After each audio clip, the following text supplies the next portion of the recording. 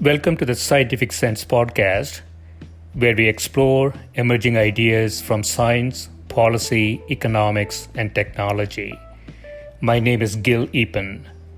We talk with world's leading academics and experts about their recent research or general areas of topical interest. Scientific Sense is an unstructured conversation with no agenda or preparation. We cover a wide variety of domains where new discoveries are made and new technologies are developed on a daily basis. We are most interested in how new ideas affect society and help educate the world how to pursue a rewarding and enjoyable life rooted in science, logic, and information. We seek knowledge without boundaries or constraints and provide unedited content of conversations with researchers and leaders who love what they do. A companion blog to this podcast can be found at scientificsense.com, and this podcast is available on over a dozen platforms and directly at scientificsense.net. If you have suggestions for topics, guests, and other ideas, please send them to info@scientificsense.com, and I can be reached at gill@eapen.info.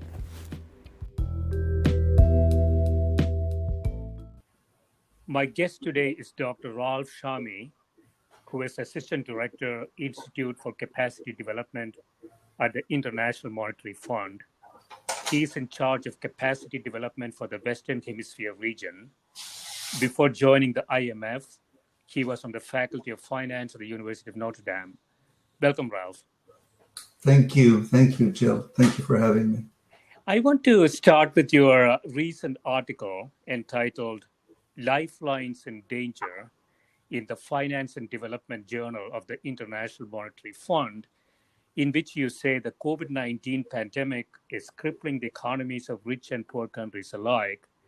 Yet, for many low-income and fragile states, the economic shock will be magnified by the loss of remittances, money sent home by migrant and guest workers employed in foreign countries. Could you talk a bit about that article? Sure. And just to give you a background, I have been working on remittances for over 22 years. And my interest in it started as a personal quest, but being at the IMF and a premier macro institution, the interest of the IMF is sort of what are the macro implications of whatever you observe as a micro phenomena. Yeah. And remittances is a micro phenomena. These are transfers that are sent from migrant workers back to their home, to their families back home. So it's very much a person-to-person transfer. We call it private non-market transfer, if you like. Yeah. So cutting to the chase, in general, remittances have always been viewed as stable and a lifeline of the poor. Because in many of the countries that rely on remittances, there is no social insurance. Right. There are people work by what we call piece rate. They don't have contracts. They don't have labor contracts. Yeah, they're living hand to mouth. If you don't work, you starve.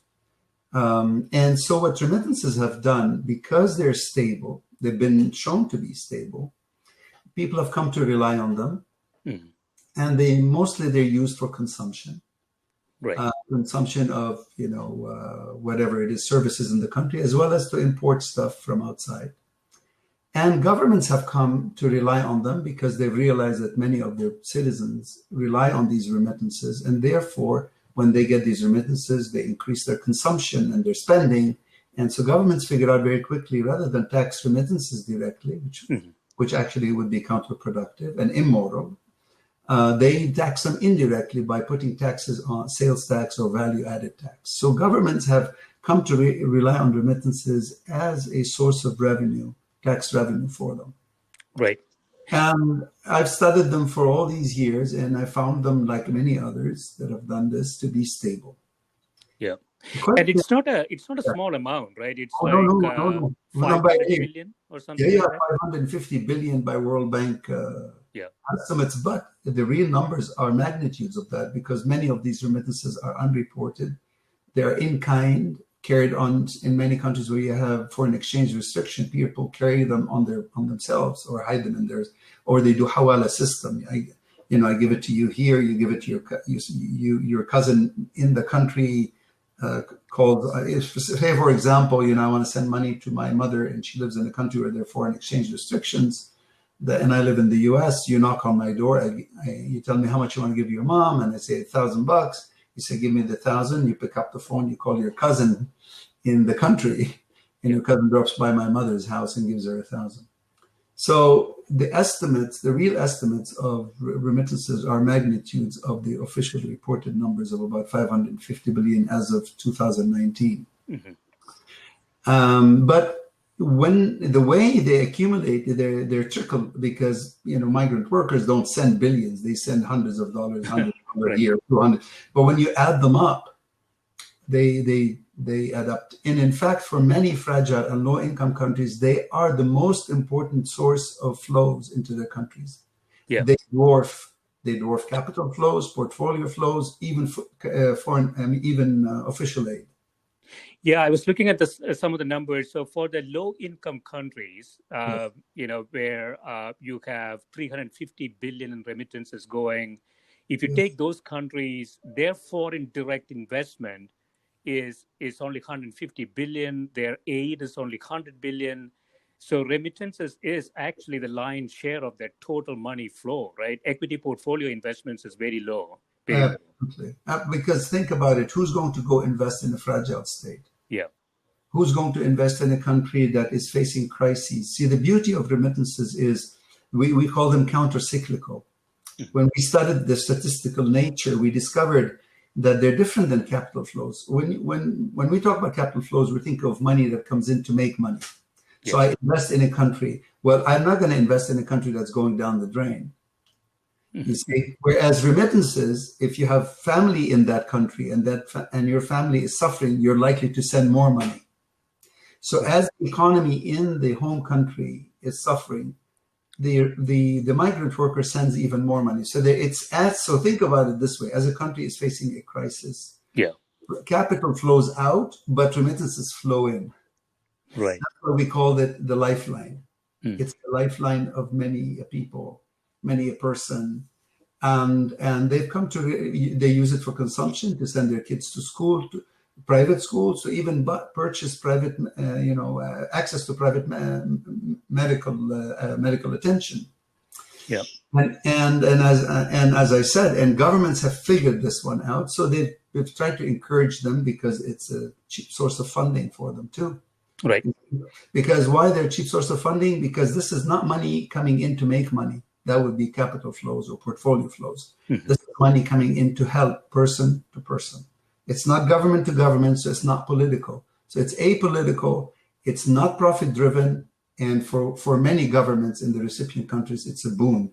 It's a fantastic way of getting cheap funding for actually their spending. So in many countries that rely on remittances, you find that governments actually throw caution to the wind because they know this is a stable source of funding.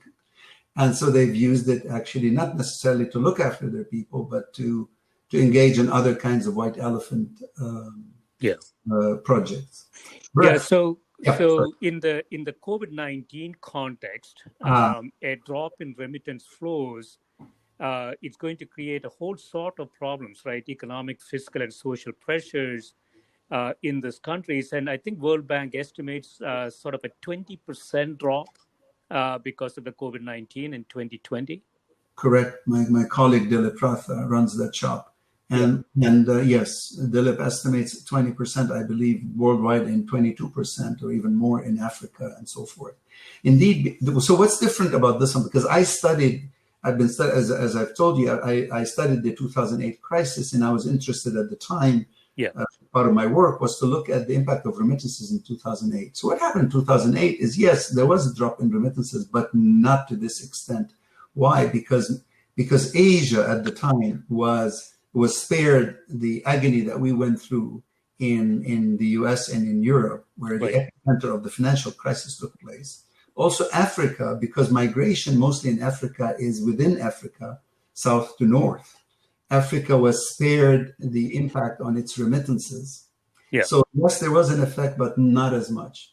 What's different about this one, and this is the chart that you see, which is when I saw it, Dilip sent it to me, it was incredible because for the first time ever, you see a dip in everything. Capital flows, portfolio flows, and remittances at the same time, and even official aid, we didn't extend it, and he probably doesn't yet have the data for that.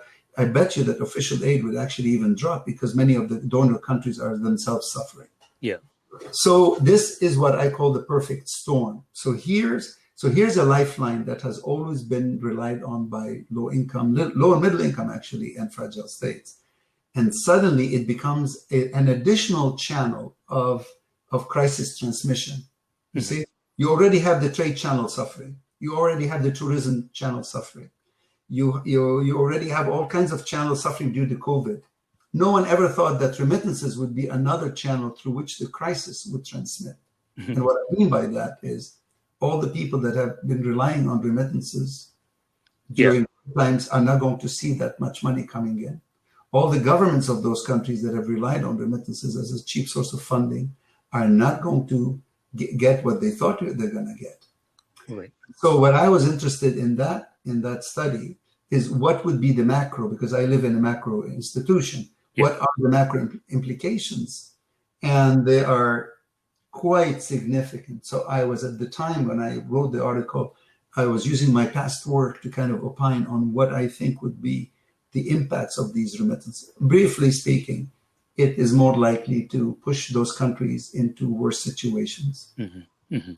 Yeah, you have a list of countries here with sort of a pain index, could be correlated with remittances over GDP as a ratio.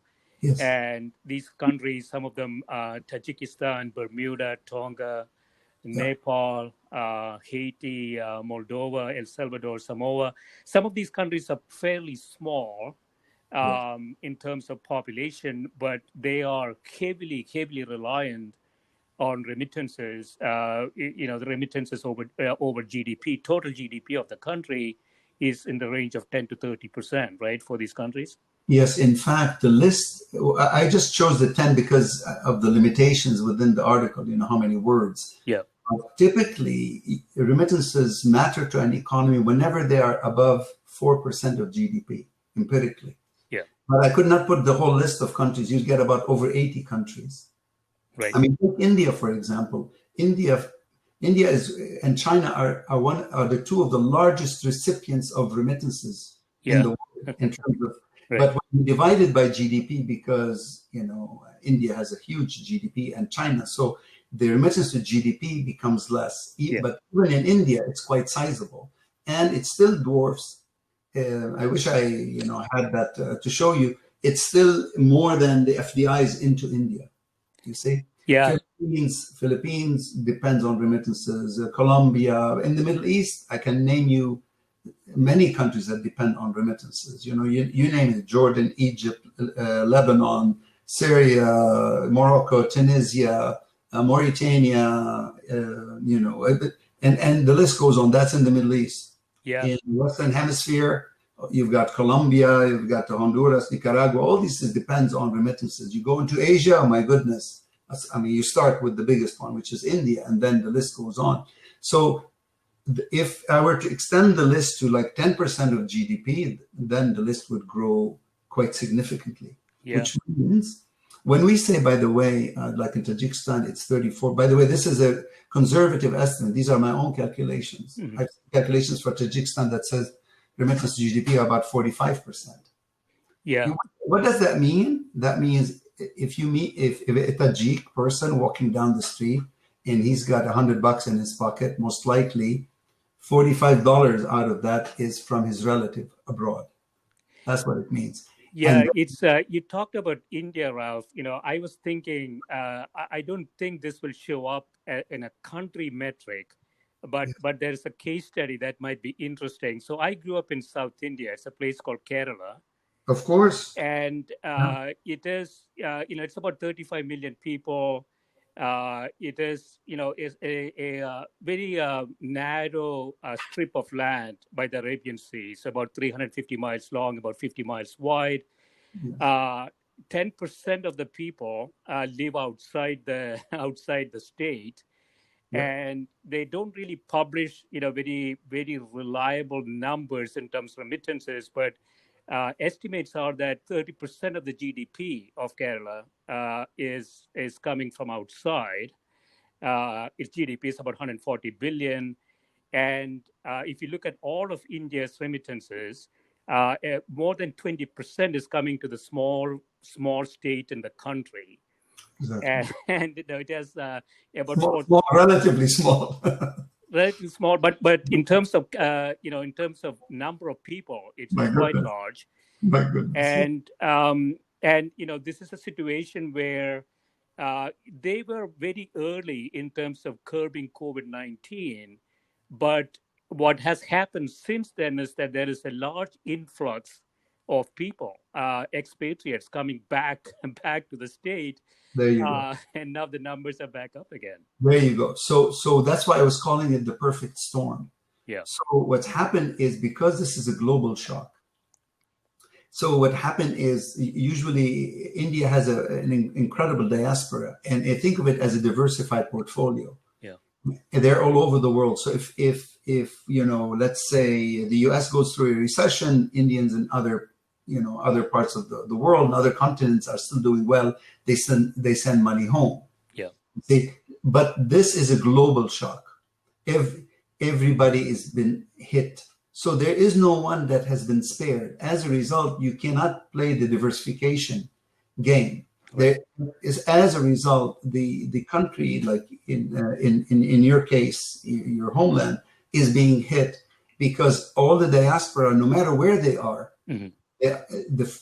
Whether in the US or Europe or Australia or what have you, they've all been hit. The economies are aching. Yeah. And as a result, the migrant workers, by the way, migrant workers in all of these countries are the first to lose their job. Right. They don't have the protection that the citizen has in general. Yeah. As a result, when these economies, like in the US, we go into a tailspin, migrant workers, the working in the fields and so forth, lose their jobs. And when they lose their jobs, they can't send money home. They can hardly, they're living basically, it's called the peace rate. If you don't make money, you can't eat. So they're going to send money home. If they have any savings, they're going to be using it for themselves, right, and families, if they have their families here.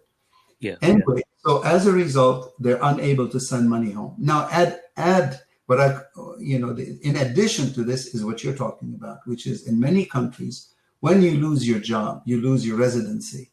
Right. And for a period, these people were not sent back home because of the people were not traveling, because the airlines were not working. But for example, in the Gulf states, Yeah. when they've lost, they put them on a plane and send them home. Now, that is bad. But what's worse about it is that the living conditions of many of these migrant workers is awful. Right. And we've known that. We've known that for a very long time. So they are housed, in many of these countries, they're housed 30, 40 to a room. Mm-hmm. So the chances of infection among them is high. Right.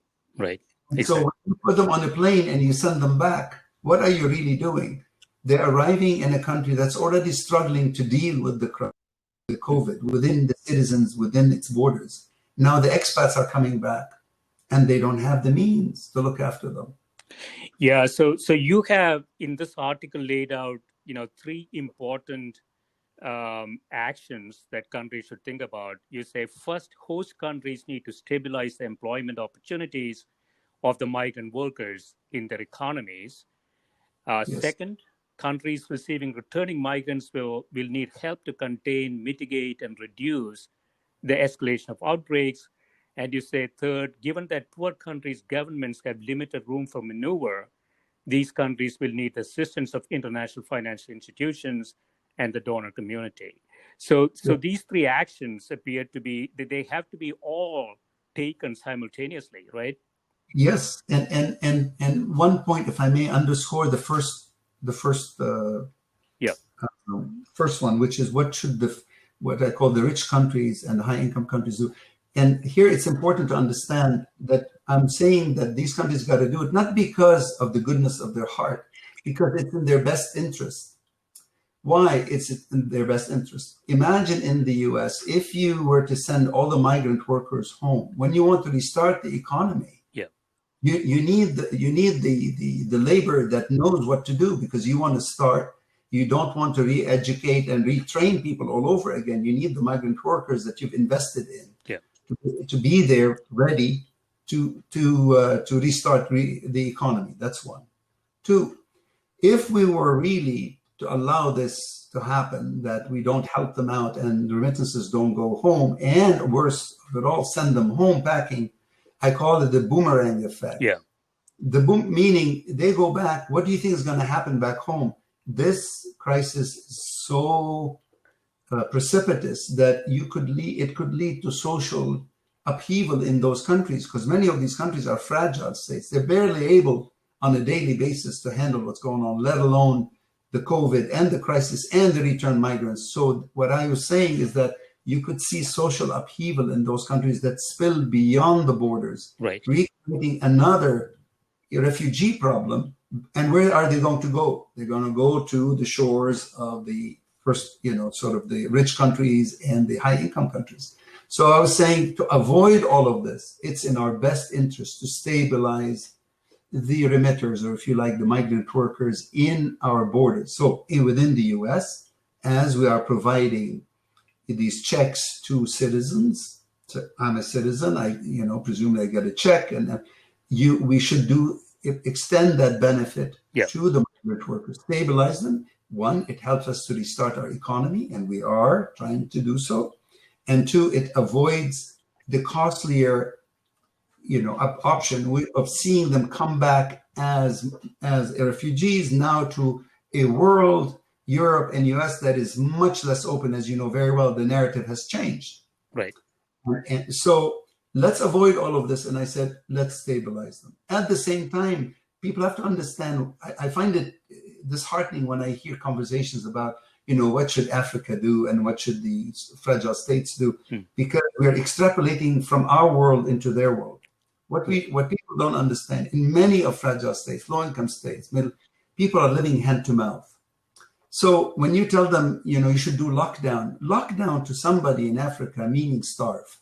Because if he's not out there working, he or she is not out there working, there's money. It's not a contract. It's not like you and me. I work at the IMF. I have a contract. I have insurance, so I can work from home. If I'm not out there selling, I'm starving. So it's awful. Yeah. It's unjust to give people the choice. Either you go out and you run the risk of getting COVID, or you stay home and starve. It's between starvation and dying from COVID. Yeah. So like you said, this is an international problem. Exactly. And it has to be tackled as such, right? Exactly. And if I may, Jill, let me summarize it to you in a visual. Yeah. When 2008 happened and I was working on the crisis at the IMF, the 2008 financial crisis, as I said before, US and Europe were caught in it, Asia less so. So imagine yourself, you fall into a river and the current is a very strong current and is about to pull you under, and there's somebody on the bank of the river, and that person throws you a lifeline and you hold on to it and they pull you to safety. Mm-hmm. That's what happened in 2008 when Asia was able to pull the rest of us out, and eventually the world recuperated. Yeah. This time around, there is no one on the bank of the river. We are all in the water, raging water, with a very strong current, and we are all held together by what I call a belt of humanity. Mm. Either all help each other out and get out, because no country can do this by itself, on its own. No one. Trust me, they cannot. All the economic prescriptions that we used to give before applies for idiosyncratic shocks. Right. This is a global shock. So we're all held together. Either we work together to get ourselves out, or we're all going to suffer, go under together. Yeah. So the tactical actions for the shock are very clear. But I want to now relate to one of your earlier articles, which is more of a strategic Question before we get into this shock in terms of COVID-19, and you ask, is there a remittance trap? And you say, many studies confirm that remittances are essential in the battle against poverty, lifting millions of families out of bare subsistence. But at the same time, economic research has failed to find that remittances make a significant contribution to a country's economic growth. And you look at Lebanon as a good example of that. You want to talk a bit about that? Yes, in fact, this has been the puzzle throughout my work. I originally didn't start out looking for this result, and when we got this result, I went back to basics, and then I understood. I spent about 15 years of my life trying to understand what's really going on. See, remittances are very good on the person-to-person level. Yeah. So I send money home to my family. Their income goes up, so they're better off. So if they're poor, they're less poor. They couldn't buy, what they want. Now they can buy, more likely to buy consumption goods, luxury goods, import Sonys, TVs. They can have lunch. Yeah. So it's all good. They can send kids to school. Mm-hmm. They can go to a private hospital rather than go to the public hospital. That's all good on the micro level. The problem for when I was talking about the remittance trap is that when you look at the macro impact of it, right, there are nuances to this story. For example, when I tell you people get educated, Lebanon, people get educated in order to leave. Yeah. Your ticket out of Lebanon exports only one thing: white collar workers. Right. What we have, okay? And so you get educated because your cousin is outside, and that's the way they went to the Jesuit University or the Lebanese University or the American University of Beirut, and they got out. You see? Right. You go and get the same thing. You want to be healthy because it's the healthiest that usually leave. So when you get this, you get access to private medication or private medicine, right, and better education because you are the person that's going to leave, and you are the best investment of your family back home. Right. So when I was looking at that, the worst yet is what I discovered is that remittances provide what we call in economics cause a moral hazard problem. Yeah. And if I have just a minute to elaborate on this, because it's important, and sure. We found evidence of it in a number of studies we did. See, what happens is when remittances come in, the people that get the remittances are in a sense insured against shocks. Right. And with every insurance, there's the problem of moral hazard. It's not, for those that are not familiar with this term, that has nothing to do with morality. This is a term that comes out of insurance, meaning they are less likely to care what the government is doing. Why? Because if all my money is coming from abroad, what do I care what my government is or is not doing? Right. Okay, because it doesn't affect me. As long as they don't tax remittances, what do I care? So that's the first line of the moral hazard. It actually gets worse. In countries that receive remittances, the government knows that people are receiving remittances. So what's their incentive to provide good health and good insurance? They say, well, you know what? Ralph sends money home. His family is buying private insurance and buying, private education. Why should I provide better public education? What's the incentive? So what we found that in many of those countries, governance suffers. Yeah. Because people don't ask, and the government is not forced to tell. It's not held accountable. So that's one aspect. There's the other aspect, which is called the Dutch disease, which is, when remittances come in, they cause the exchange rate to be overvalued. As a result, the export sector suffers, and the non-traded sector, such as restaurants and services, they thrive. Yeah. But that sector is not responsible for growth. It's the open sector that usually pulls countries forward. Right. Look at India, when it was inward oriented, where it was growing, and when it opened up, how it just sped at light speed. Same thing with China. See, so it's that sector that is traded, we call it, or open to the world, that is responsible for growth. What remittances do, they kill off that sector. Right. Yeah, I can relate to this, Ralph. So, Lebanon, you say, some of the best universities in the area a lot of research, a lot of well-educated citizens. But the statistics is that up to 2/3 of the male and nearly half of female university graduates leave the country. There And you go. again, going back to where I grew up in India, it's sort of a similar situation. It's very much a consumption-driven area. It has excellent healthcare. It has excellent education, 100% literacy. But it's all sort of fueled by the money coming in. And just as you observe in Lebanon in terms of entrepreneurship and industry, we see the same issue in that context as well. Indeed. And so, because people were always asking me, Ralph, what is the impact on growth? And I said, listen, remittances alleviate poverty, but they're not the manna from heaven. They're not the answer to everything, because people wanted to say it's all about remittances, you see. And I said, no, you still have to do your job. You still have to provide infrastructure. The government still has a role to play. You can't just say the diaspora is going to take care of everybody and therefore we don't do anything. You see? Yeah. And in some countries, by the way, like in the Philippines, people are trained in order to leave. I mean, they have hotel management, training of nurses, and this because that's an export. They have some of the best white collar workers out in many from the Philippines are in the hotel management industry, or they are in the medical profession. It has become an export oriented, that people are exported. Right. And that does not lead to growth in the country. All it does is you're leaving either people that can't leave or the elderly, and all they do is consume. So now there is no growth, you see? Right. And although countries would like to say, oh, no, it is. And no one has been able to, of course, there are cases here and there, but on average, when you do this panel work, regression work, you do not find it. And I always say it alleviates poverty. It does a lot of good things person to person. But we are macroeconomists. We're looking at government policy, what ought to be the policy. And I always say caution that remittances have a tendency to stifle the productive sector, allowing the less productive sector to thrive.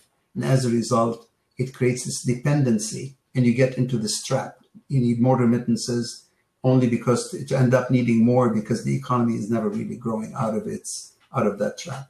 Yeah, so the two symptoms, as you say, one is weaker governance, and that's because the government is sitting back and saying, let me just tax it, let me just do whatever I need to do. But I don't really need a strategy from a growth perspective, because everything is really driven by consumption and money coming in. And the other aspect is what you call the Dutch disease, which is essentially money coming in, driven into consumption, increases prices, makes exports less competitive, and generally dampen any type of industry inside the country, right? Exactly. And what you end up finding, like when I used to go to Lebanon, you'd see, you go to a building and there's all these, doctors, so-and-so, doctor, they're all medical doctors. None of them are practicing. They've all opened restaurants and gas stations because they figure that's the service sector. You see, that's the one that thrives. So in fact, we have a paper where we technically, econometrically show this, that the sectors that thrive when remittances come in are the non-traded sector. Mm-hmm. Now people will tell me, oh, but you see, it's real estate is thriving. I said, real estate, what you typically see is a villa in the middle of a village that doesn't have running water. Right. I mean, it's not growth. Right. This is not growth. It's inflation. Exactly. Yeah. It fuels real estate, booms and then busts. Right? I mean, think of Tajiks, a lot of them work in Russia. If the price of gas in Russia goes up, then remittances go up. And what happens in Tajikistan? People buy land and they build on it. And then suddenly the price of oil goes down, and suddenly what you see is the real estate price in the country tanks. And by the way, if I still have time, just to let you know that what it does, it divorces the real estate market in the country from the domestic economy. Yeah. So when you're trained in first world economics, you will miss it, because in the US, for example, the real estate market is very much linked to what's happening to the domestic economy. Right. But not in remittance countries. That's not because it depends on the livelihood of the remitters sending money home. So what matters to the remitters in the other country is what affects the real estate market in the home country. Right. So, And it's very easy to form bubbles, I would imagine, right? exactly, So, you're right on. yeah. It's So exactly. this shock, then, would you Yep. would you speculate, Ralph, the shock, a 20% loss of remittances? If your hypothesis is right, we should see a fairly rapid decline in real estate prices, right? Indeed. In fact, that's what's going to happen in the countries that receive remittances, because it's a double whammy. Yeah. One is the domestic economy itself is spiraling. Okay, so anything linked to it is going to be affected, and then the livelihood of the remitters in the other outside the country is being affected, which means now they need liquidity, and so what that means, it puts pressure on them to sell their. I mean, let's put it this way. Suppose I'm buying an apartment in Beirut. Although right now, I mean, look what happened in Beirut. Okay, so if I had an apartment in Beirut right now and I lost my job in the U.S., what I'm most likely to do is try to sell the apartment in Beirut. Okay, and this has nothing to do with whether Lebanon, is in tailspin, not tailspin. I need money because I need to show myself here. Right. Let alone when the Lebanon itself is in bad situation. So what it does, it creates a multiplier effect, and what you're absolutely right, it creates a real estate bubble, in a negative one, in the sense it drives the prices even further down than they ought to be if they were just linked to the domestic economy. That's why I call it a perfect storm, right. And that's why. By the way, just to let you know, in the old days, we would say, well, a country gets a shock. Yeah, okay, fine. The exchange rate tanks. Yes. Okay, consumption shrinks. Yes. But because exchange rate, depreciates, its exports become cheaper and eventually gets itself out of the problem. Okay, that's a typical remedy. In this case, it doesn't work at all. You cannot export yourself out of this crisis, because even if you lowered your prices, who's buying? Right. Even if your exchange rate is cheap, who's visiting you? Suppose you're a tourist country, okay? And because of this crisis, your exchange rate depreciates. Typically we would say, if this were an idiosyncratic shock, only a shock to your country, people tourists would find it cheap and they would come in. Yeah. But right now, your exchange rate tanks and the tourists themselves are suffering. They ain't coming, first of all, because of COVID. Yeah. Second of all, because of their own incomes have diminished, right? So and so as a result, the country that's being hit cannot get itself out of this, even if it does everything right. Suppose you control COVID in country X, and the incidence is zero, okay? So say to the world, come here, but who's going to come? The individual in Europe and in the US is already suffering. They're losing their jobs. Right. So, you see, and they're scared. So why should they come? So it's not an idiosyncratic shock. As I said, we are all tied together. We need a collective action. That's why I said, what should the first world do? I mean, the rich countries and the developed countries do. What should IFIs do in order to shore up the finances of the countries? And what should the countries that are affected, remittance countries, do to help themselves? Yeah. Like you say, it's a systematic worldwide shock. So it'll be interesting to see how we can tackle this. I want to shift gears, Ralph, and go into something completely different. Yeah. And that is another area that you've been very passionately working in, and that is. And I had no clue about this before I read it, Ralph. So, how much is a whale worth, and the benefits provided by the great whales, including capturing carbon, make a powerful case for protecting them, according to economists. And you have gone through a calculation to ask, what is the economic value of a great whale, right? Yes. In terms of the services. So I was not looking at the intrinsic value of life. Yeah. The intrinsic value of life is unlimited.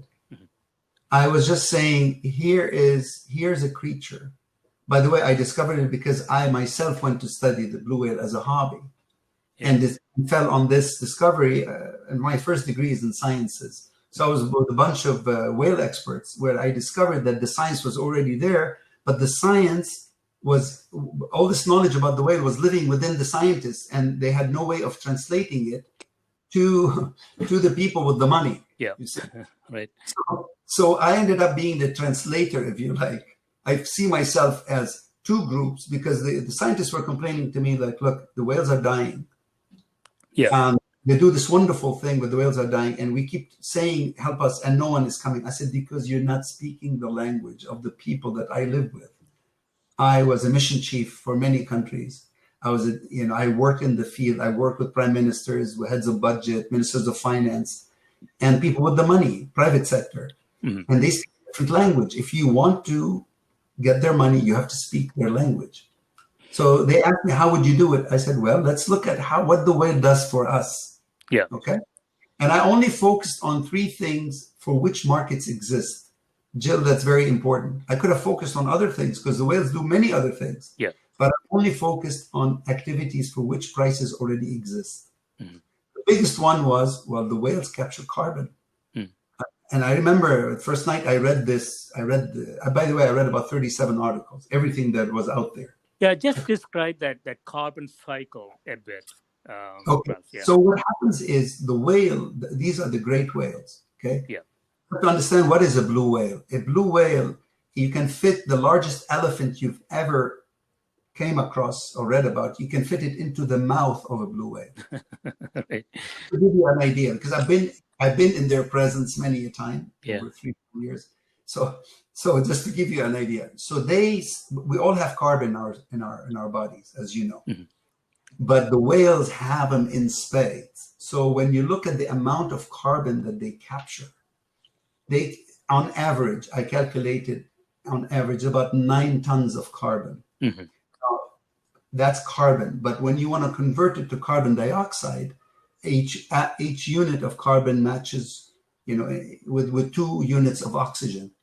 So you multiply by 11 over 3, and you end up with 33 tons of carbon dioxide are being kept out of the atmosphere. Because what happens is this whale at some point dies, mm-hmm. and they have negative buoyancy. They're so heavy, they sink to the bottom of the ocean. Yeah. And they stay there for a very, very, very, very long time. Right. So that was the first piece of the puzzle. And of course, I'm a financial economist. And I said, but I know there are prices for carbon out there per ton of carbon. We know what the price is. There's a whole market for it, exchange market, mm-hmm. carbon exchange market. So I said, next I asked the scientists, well, how long does a whale live? And they said, well, some of them live 150 years, some of them 90 years, 75 years. So I took a minimum of 60. Mm-hmm. As a mathematician, you always make the case with the minimum of, right? Not the maximum. Mm-hmm. All I had to do was just to show something. So then I thought, okay, suppose it lives 60 years and it's capturing this, this amount of carbon.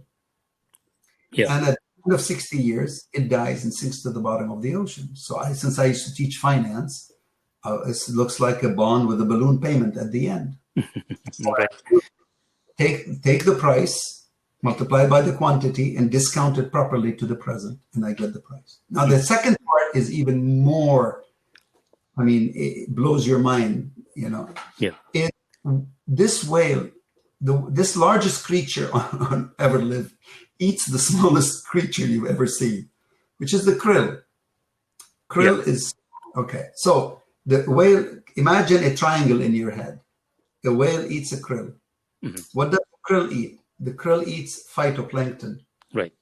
What is phytoplankton? It's a microscopic organism that does one thing where it captures oxygen and releases, it captures carbon dioxide and releases oxygen. Mm-hmm. How much? About, the estimate was 37 gigatons of carbon dioxide per year. Mm-hmm. 37 gigatons of carbon dioxide per year are captured by phytoplankton. Right. Just to give you an idea for the listeners, that's equivalent to 4 Amazon forests in terms of carbon dioxide per year. So they're capturing enough carbon dioxide equivalent to 4 Amazon forests per year. Yeah. So it's low. So the whale eats the krill. The krill feeds on phytoplankton, okay, and so what? But for phytoplankton to multiply, it needs phosphorus, nitrogen, and iron. Yeah. And where they find all three in the poop of the whale. Excuse my. Yeah. It's incredible. When I discovered this, I thought they were joking with me. I said, "Are there papers published?" They said, "Of course, there are papers published. It's well known." So I went to scientific papers, downloaded them, and started reading them. Like, oh my goodness! So this is what's called the whale pump. Yeah. So the whale eats the krill eats the phyto. Now, so what means to me, I looked at it as, so the whales are contributing to the productivity of phytoplankton. Yeah, it's sort of the way that I understood it, Ralph, that it's sort of a stirring action, right? In the sense that the whale is bringing the nutrients needed for the phytoplankton toward the surface. It's bringing the nutrients. Yeah. It moves up and down, and its own poop. It poops at the surface. Yeah. And that poop has tremendous amount of the limiting factor in the Antarctica, which is iron, and in the Atlantic, it's phosphorus, and nitrogen. So there's another. It's called oh my goodness, I forgot the name. It's when it moves laterally. There's another. Okay, there's a lateral when it moves from one body to the other. Yeah. It's called the conveyor belt. Okay. Okay, so it's mixing sort of horizontally as well as exactly. Yeah, exactly. And you see it because people have taken satellite images where phyto is very active. Yeah, and they've mapped it with the activity by the whales, and they see the correlation between the two. So the whales are very smart. They're so smart that they fertilize their own food. They know that if they poop more, you get more phyto, more krill, more food. They're very smart. They're intelligent beings. So what I did with my colleagues, we said, okay, so how much is the increase in the productivity, primary production? Yeah. That's adding that to the carbon sequestration and capture. So when you put it all together, you have what's on the body of the whale and what is being captured indirectly through the fertilization of the phyto. That's one. Then we looked at what other services do whales do? Well, you have more whales, you have more fish. There have been studies that shown that because you have more whales, by the way, when whales are vibrant and healthy, there's a whole ecosystem around them. Because there's more krill, they're not the only ones that eat krill. Yeah. Eat krill. Sea otters eat krill and so forth. So there's a whole ecosystem that's benefiting from it. And some people have done studies on the impact of whales on fisheries, and there's a positive relationship. So we estimated the impact on fisheries, and I'm only talking about wild fisheries here. That's $150 billion per year industry. Yeah. Next is tourism. Like I was on looking at on my first study was as a tourist looking at whales. That's another a couple of $1 billion in terms of annual ticket sales. Yeah. So I only looked at those. I didn't look, for example, people have faulted me and said, why didn't you look at impact on biodiversity? And I said, because there's no market for biodiversity. Yeah. So I wanted to make the case with the minimum. So when you do the present value, remember, this is now when you're doing this analysis, this is over the lifetime of the whale. So the whale is every year generating revenue. And I used to teach fixed income mathematics, right? So it's like a bond that gives you a certain payment every year for the lifetime of the bond. So what you do is you discount it to the present. When you put it all together, the minimum amount is 2 million. 2 million per whale. And but how many whales do we have? About a million and a quarter left out of 5 million. $1.25 million. So it used to be 5 million. It's down to $1.25 million. So even at 1 million whales, each $2 million worth. 2 trillion. It's $2 trillion in net economic value in those. And the beauty of this, it's because it's one thing to say it, but if I still have time, it's a very important point.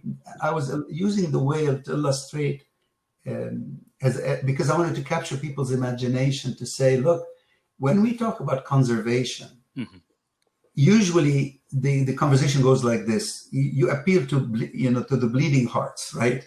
Help nature, and so the people with the money, that I call it the "what's in it for me" crowd, don't subscribe to that. They say, well, you know what? You want me to give you money to help the whales, okay? But I'm helping the cheetahs and the bonobos and the orangutans and the elephants. Oh my goodness! Now I have to give you money for this.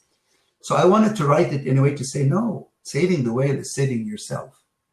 Yeah. The whale is part of the oxygen carbon, link.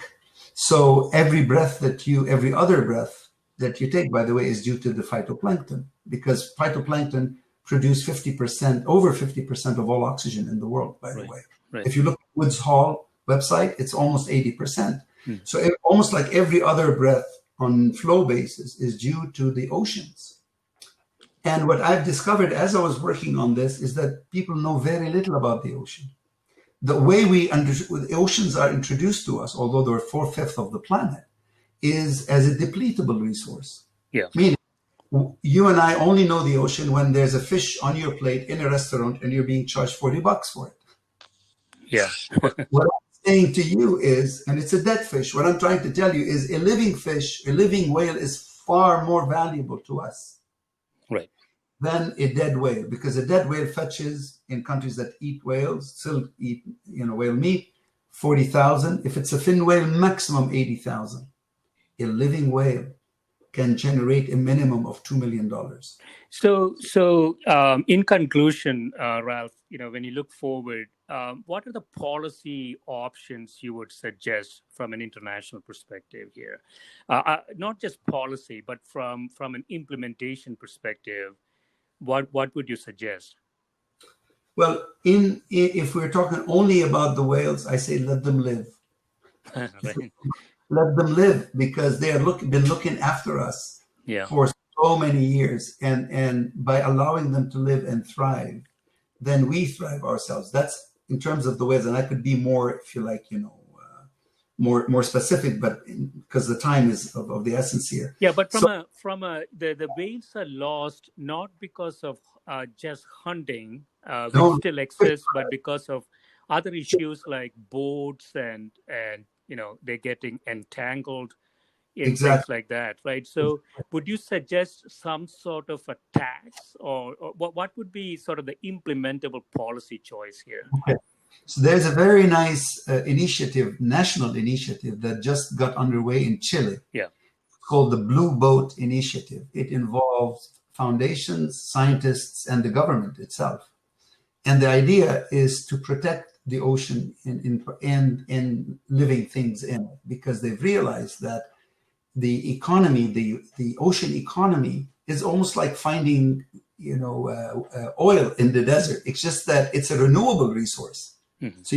So by allowing the ocean to thrive, you can not only sequester more carbon on behalf of Chile itself, but also on behalf of the planet, because it's an externality, right? It's a public good. 2, you can generate employment, because when you have more whales in the water, you have more fish, you have more fisheries, you have more fishermen, you have a whole industry that is built around it. The question is, where do you start? Yeah. And you're absolutely right. You start by first declaring that this whale is a national asset. And that has already happened, not in the case of a whale. If you look at what is going on in New Zealand, for example, New Zealand is way ahead of everybody else. For example, they've declared all animals to be sentient beings. Did you know that? I didn't know that, no. About a month or so ago, they declared all animals as sentient beings, meaning they have feelings, they have and they declared all rivers of New Zealand, they endowed them with personhood.